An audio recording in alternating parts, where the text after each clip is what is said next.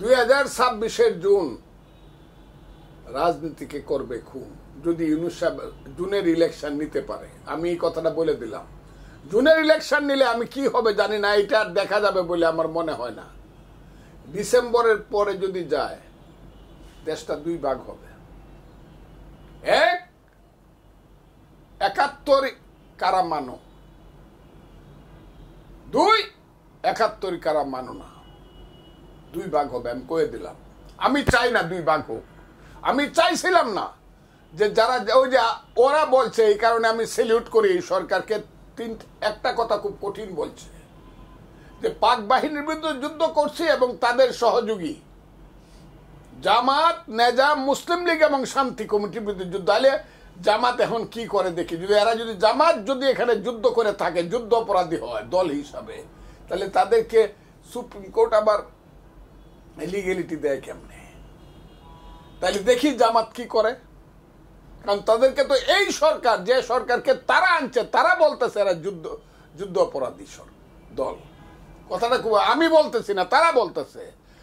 এই যে এইখানে জামাত যেখানে মুক্তিযুদ্ধের বিরুদ্ধে থাকবে, ফজলুর রহমানদের মতো পাগলরা যেখানে মুক্তিযুদ্ধের পক্ষে থাকবে, এটা তো আর দল নয়। আওয়ামী লীগ তো বাঁচছে, আমি তো মুক্তিযুদ্ধের পক্ষে থাকবো। দুনিয়া যাইতে পারে, আমি আওয়ামী লীগের কি হবে জানি না, বিএনপির কি হবে তাও আমি জানি না, কিন্তু আমি মুক্তিযুদ্ধের পক্ষে থাকবো। আমি জামাতের হাতে বিনা কারণে বিনা ভোটে দেশ ছেড়ে দিব না। জামাত মেজরিটি হলে দেশ নিয়ে যাক, কিন্তু ভোট করে দিব, জনগণের ক্ষমতায়ন করে দিব। সেইখানে বুঝে যাবে আমার দল বিএনপির রোলটা কি। তখন তাদের অবস্থান নিতেই হবে, স্ট্যান্ড নিতেই হবে।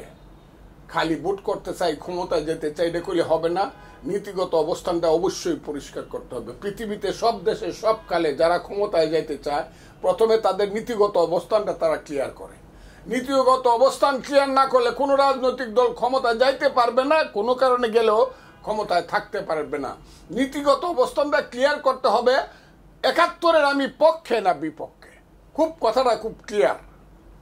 কথাটা কি আপনাকে আমি বুঝাইতে পারছি কথাটা?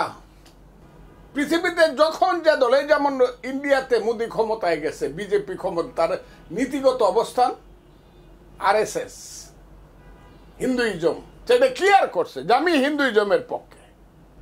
কংগ্রেস আমি ধর্মনিরপেক্ষতার পক্ষে, এটা বলতেই হবে। আমি কোনোটার পক্ষে না। চোররে আমি চোর কমু না, ভালো মানুষ সে ভালো মানুষ কমু না, আমি নিরপেক্ষ, সে খারাপ মানুষ, সে হইলে সুবিধাবাদী।